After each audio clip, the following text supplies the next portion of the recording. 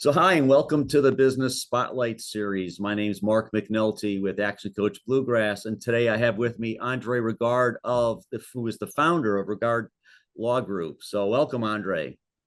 Thanks for having me here this morning. I appreciate it.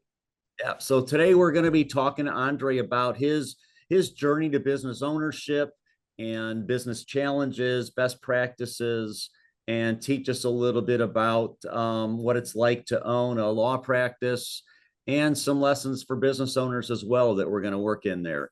If this is your first time on the channel, be sure to like and subscribe so you get notifications when our next interviews get dropped. So, Andre, welcome. Thanks for being here. Tell us a little bit about Regard Law Group. Sure. So Regard Law Group is based in Lexington, Kentucky, and our specialized area of practice, we really can't say in Kentucky we have a specialty, but we're a business law firm in the sense that we help business owners set up their businesses and also manage their businesses from a legal point of view. And a big part of our practice is business litigation, where we help business owners who are involved in disputes to resolve those disputes. And we do a lot of that on a contingency basis as well. Okay. So tell me about so what's the size of your team right now? Sure. We currently have 3 paralegals and a couple of associate attorneys. I also use a lot of contract attorneys that specialize in certain areas. As a litigator, our specialty is knowing how the court system works and how to best present a client's case. So sometimes I'll use contract lawyers to help us in specific areas of the law or specific cases. Okay, great. So, so what led you to start your own practice versus, going corporate or? That's a great question. When I first started practicing, I was in Washington, D.C. I had gone to Georgetown University, undergrad and law school, and in there was also in the United States Navy as a procurement officer. So I always had an interest in business. My undergraduate was accounting. I got my CPA. I was basically a contracts officer in the Navy. So I was living in Washington, D.C. and moved to Kentucky with my family. My wife was involved in the horse business, and I started practicing here. And actually, for 10 years, I didn't practice. I was just involved in the horse business. When I say the horse business, I mean the thoroughbred industry.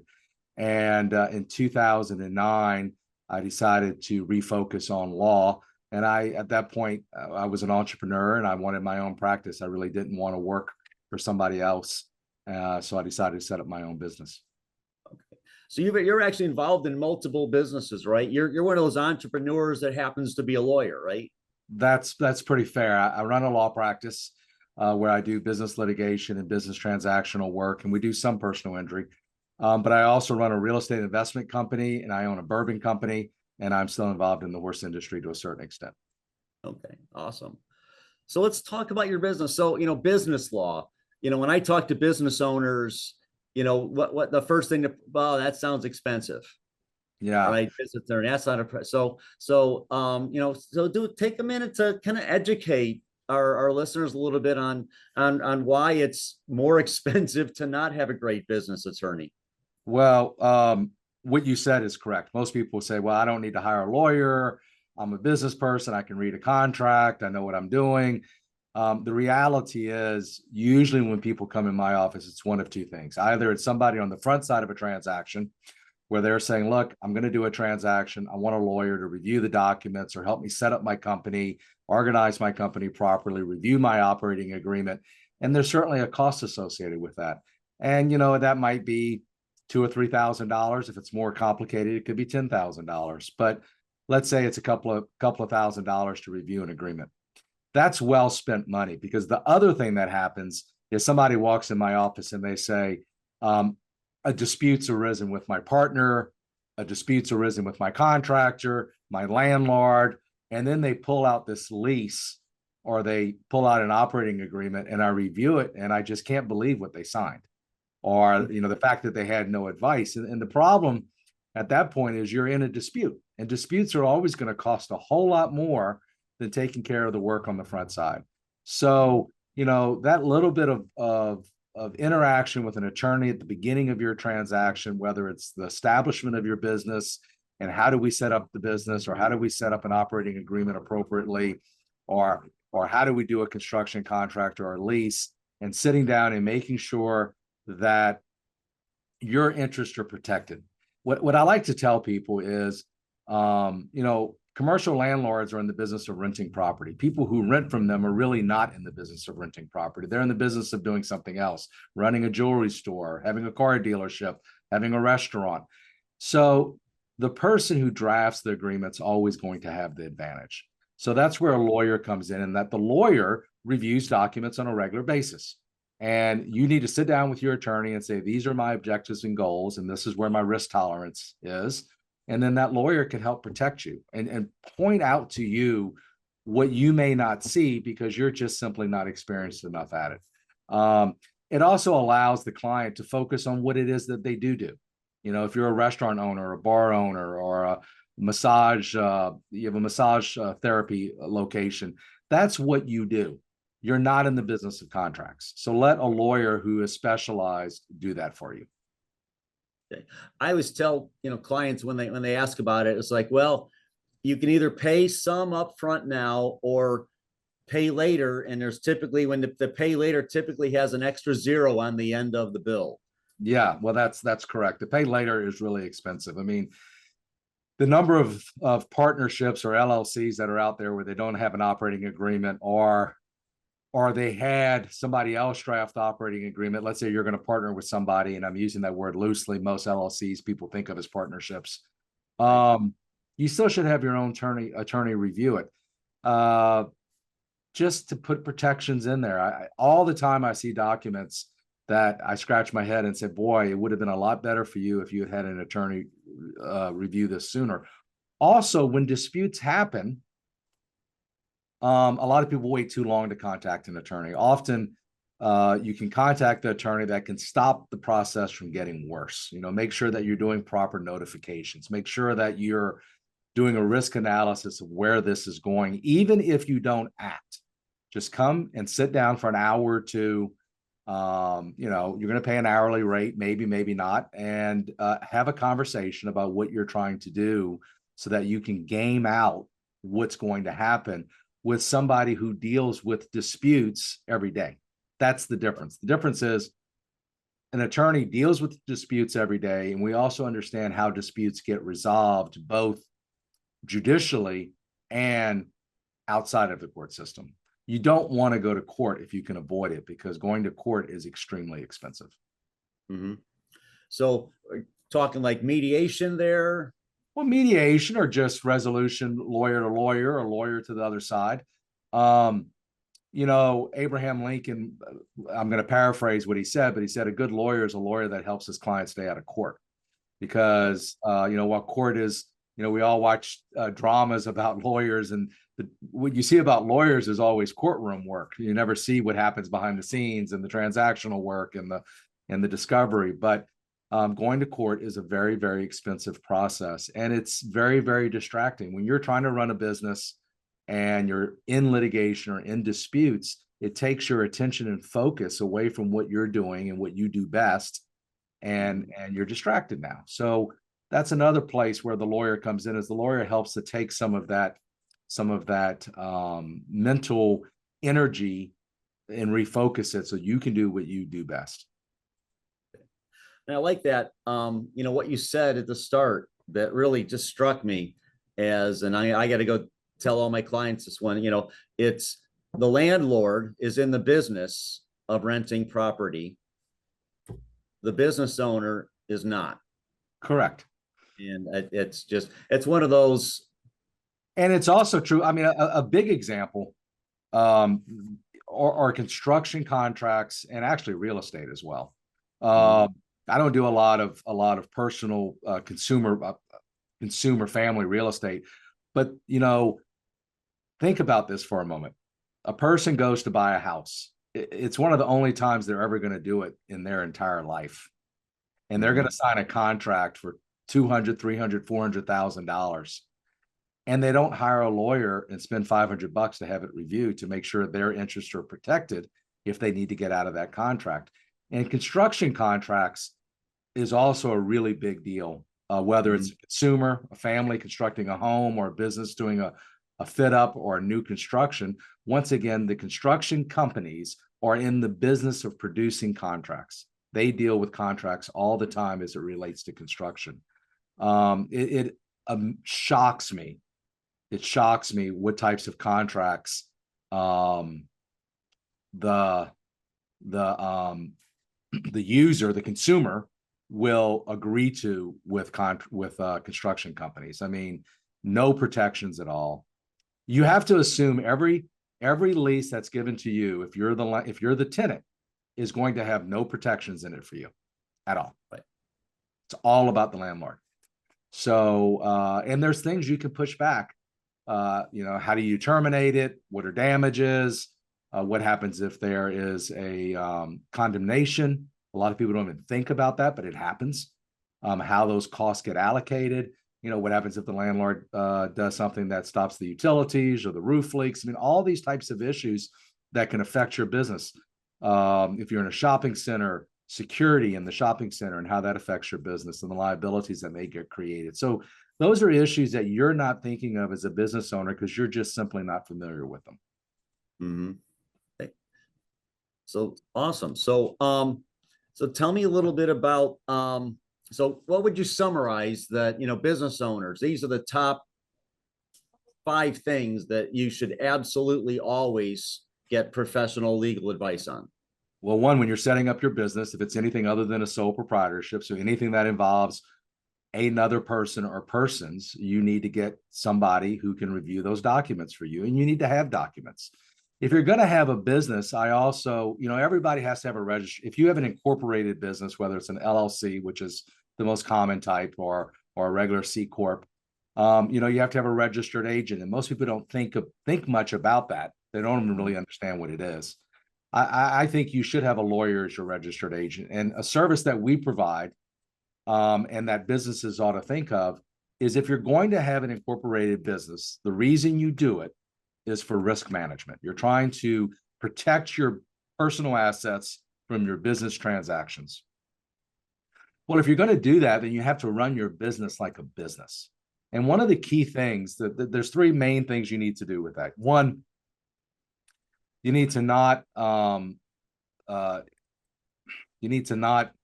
sorry. You need to make sure all of your checking accounts are separate. So you need to make sure that when you're running your business, you're not intermingling your funds. That's probably the number one thing. The second thing is you have to run your business like a business. And part of that is you should have an annual meeting. You should do resolutions. And it sounds kind of nonsensical if it's just you and one other person, or even if it's just you and it's a single member LLC. Because what happens is if you ever get sued, the first thing the defendant's going to do is they're going to say, well, how am I going to get paid in this case? And can I pierce the corporate veil? And when they go to pierce the corporate veil, they're going to say, I want to see your financials. I want to see your checkbook, and I want to see your corporate records. And boy, if you can produce a binder that says, here's my operating agreement and here's my annual meeting, and we had a meeting, even if the meeting just says we sat down and reviewed the prior year, and we agree to keep the same officers, just something that shows that you're running your business as a business makes a tremendous amount of difference when you're being faced with a challenge to the corporate veil. But another thing that happens there with my clients that I am the registered agent with, who take advantage of what we call kind of corporate secretary services, is it gives us a chance to sit down with them once a year. And we organize the meeting, and basically we say, look, Acme Inc., we're going to have your annual meeting next Wednesday. We're going to do it by Zoom, or we're going to do it in your office. And before I do it, I say, hey, look, here's a list of things I need to know. Who's your current landlord? Who's your current insurance agent? Who's your current banker? A couple of other questions that usually are specific to their business. And we do take that as a chance to basically do a physical of the business. Just, it doesn't have to be long, but an opportunity for a business owner to think for a moment, all right, has anything changed where I need to change my liability insurances? Have I started a new line of business? What's going on with my landlord? When is my lease going to expire? did I give them proper notification? Because if you miss your notification, your lease may get jacked up because you didn't do 180-day notification. So it's an opportunity to use your registered agent as somebody who helps to check on the health of your business. And I think a lawyer, as the registered agent, can certainly do that for you. Okay. Okay, great. So, we talked about, so you're kind of that serial entrepreneur. I've got a client who's a CPA, who's another one. She's an entrepreneur. She's had multiple businesses and just happens to be a CPA, but she's really just a serial entrepreneur. So what are some lessons that you've learned outside of the law as an entrepreneur that other entrepreneurs, business owners could learn from? Right? What are some things you've learned in the process that you could share? Sure. Well, one, it's never going to go the way you think it's going to go. So you better be ready every day for something new. It's a lot of work being an entrepreneur and being a business owner. You're the first person in the office, the last person that leaves, the last person that gets paid, the person who has all the stress. Often I think to myself as a lawyer, it'd be a lot easier to go work for somebody else. But you have so many satisfactions in that, when you do achieve something, that you did it. But I think some general advice that I would give is one, have a business plan, have objectives, review those objectives, have a 1, 3, and 5 year plan, have some short-term objectives, be reasonable, not be mindful that most businesses fail. And that the reality is when you go into business for yourself, most businesses fail.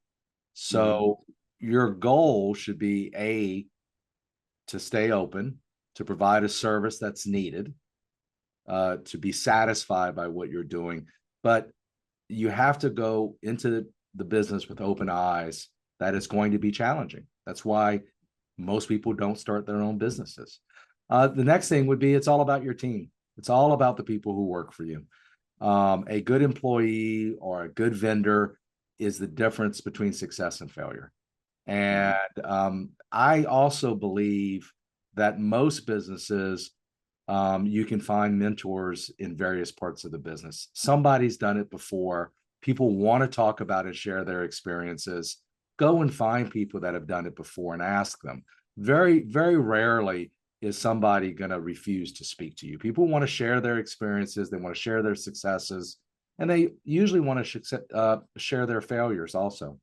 I think in today's world, the use of technology is really important. We have the ability to have the word virtual assistant is used a lot. That really doesn't mean what I think most people think it means. It just means remote, but using remote vendors and remote employees is something you should take advantage of in today's world. There's a lot of talent you can get that doesn't have to be down the street. So, just be open-minded about the technology that's out there and how that can help benefit your business. I think is also very important. What's a memorable, we business owners, right? Expect the unexpected, right? Sure. As I always tell people. So what's a memorable, unexpected challenge or roadblock that you could, maybe share a little bit about that you experienced and what you had to do to overcome it? Sure. Well, I mentioned earlier, I've not only done law, but I've also been involved in real estate, commercial real estate, and also in the thoroughbred industry. So, I'm going to talk about failure, challenges, or obstacles, I guess. Obviously in 2008, when they had 2008, 2009 financial crisis, that was literally a situation where in the thoroughbred business I was involved in at the time, we had the best year we had ever had the year before, and then immediately everything just fell out. And I think what I learned in that is that obstacles, no matter how large they are and how difficult they seem, you're going to get through them. And, you just need to pull back and just analyze what's happening and figure out a pathway ahead. And that pathway ahead may not be your business pulling through. So I think, people need to be mindful that their family and their health and their integrity are really the most important things. And if you can keep a focus on that and, try to figure out a pathway ahead. And sometimes there is no pathway ahead. A book I recently read or did audiobook on was a book by Ann Duke called Quit. Because in society, we all we learn about is grit. You just push through it. You're going to make it. You're going to get to the top of the mountain. I think something I've learned both in business and in law is just knowing when to quit. And it's not a bad thing. It's an analysis of what are my skills and what are my resources and where's the best place for me to apply my resources and skills. And maybe I need to change that. Maybe I need to do something different than what I am doing. And it's a great book. It's called Quit. And it really analyzes when an opportunity needs to change and when you need to shift gears. Because sometimes I think people stick with things too long. I think there's a place for grit. There's also a place for analyzing application and of resources. We all have limited resources, whether it's time or money or bandwidth, and you need to apply. I think one of the biggest things, because I've been involved in a couple of other businesses. I also have a consumer B2B gifting business that I'm involved in and have been for many years. And I think as business owners, what we tend to do is we tend to have clients and we get worried. So we try to offer more services to our clients. We think I've already acquired a client. So why don't I just offer that client some new service and then some new service? I think personally that it's better to be focused on a smaller number of services or products and actually acquire more clients, because while client acquisition is very expensive, and adding new SKUs or new services that are outside the scope of what you already know have a tremendous cost that you don't realize. And that cost is distraction. It's a distraction to what you already do best. And you say, well, now I'm going to offer, I already do A, B, and C, so now I'm going to do D. Well, you just added a whole nother thing to the table that now you have to learn it. And it's going to distract from what you already do best. So I used to always want to offer more. I can do anything. I can do whatever you want me to do. I can do whatever products you need, whatever service you need. And as I've gotten older, I've realized I can't do it all. And there are certain things I do very well, whether it's a legal service I provide or something I do in my bourbon business or in my real estate business. I can't offer every type of real estate, but I can do light industrial really well. So I don't need to be into medical space or home building. It's not what I do. So I would say, focusing on what you do and what you do well is probably the best thing to do. Okay. All right. So awesome. This has been great. A lot of great advice for business owners from a legal perspective and then just from the entrepreneur's perspective. So a couple of quick questions to wrap us up here. And you kind of, gave the long answer to a couple of these. So kind of what's the short, quick answer? Number one is what's your key to success? I think it's integrity, just following through on what you tell people you're going to do. I think is what I've prided myself in, and being responsive to what my customers want, irrespective of whether it's a tenant in a real estate transaction or a legal client. Is, if your client calls you and you can't take care of it, it doesn't mean you can't call them and say, look, I can't do this for the next 48 hours. And if you need it done right now, I can give you a couple of names. I just simply can't do it right now. You have to be realistic. I think people try to do everything all the time, and that gets them into trouble. Okay, awesome. So don't overpromise and underdeliver. Always underpromise and overdeliver. Yes. Okay. So what's one piece of advice you have for business owners? Have a plan. The plan's going to change, but have a plan. Write it on a whiteboard. You can erase it and change it, but have some sort of outline of what you're going to do, and get good advisors around you so you can focus on the skills that you have, which is whatever product you're selling or service that you're selling. Awesome. So you mentioned the book Quit. And I'm going to add that to my reading list on Audible or listening list. Any other books that you'd recommend for an entrepreneur? I'm not great at book names.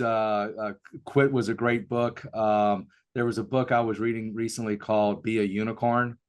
Okay. And I think that's a really good book, really kind of saying, do what you do and do what you do better than anybody else does it.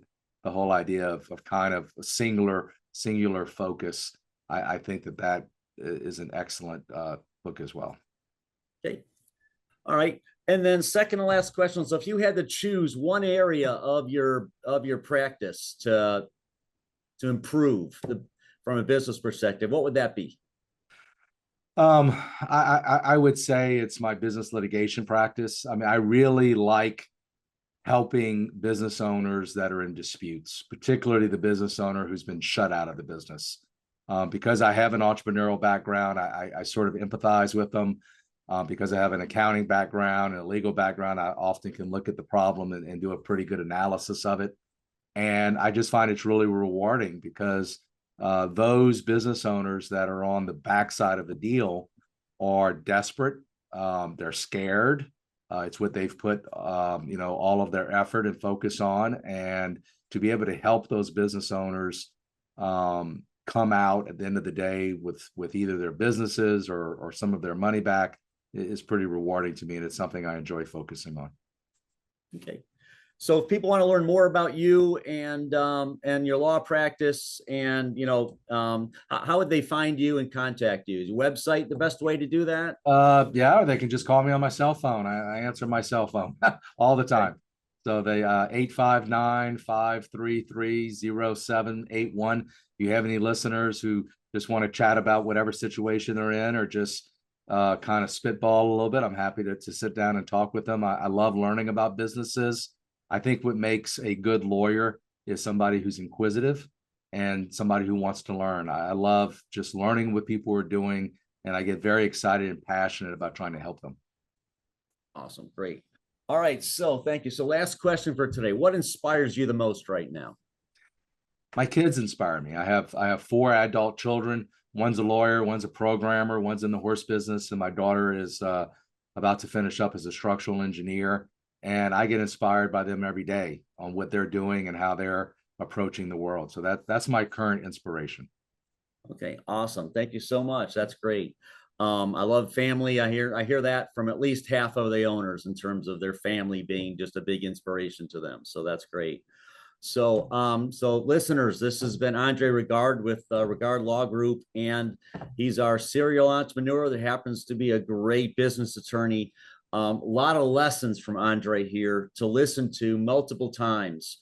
A lot of wisdom there in ways to save yourself stress, time, and most importantly, money by learning how to utilize a business attorney for your business for the right things.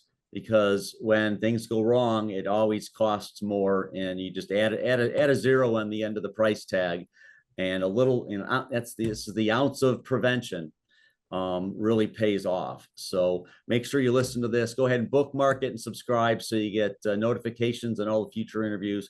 Thanks for listening, and we'll see you all in the next interview. And Andre, thank you so much for being with us here today. Thanks for having me. All right. Thanks, everybody, and we'll see you on the next interview.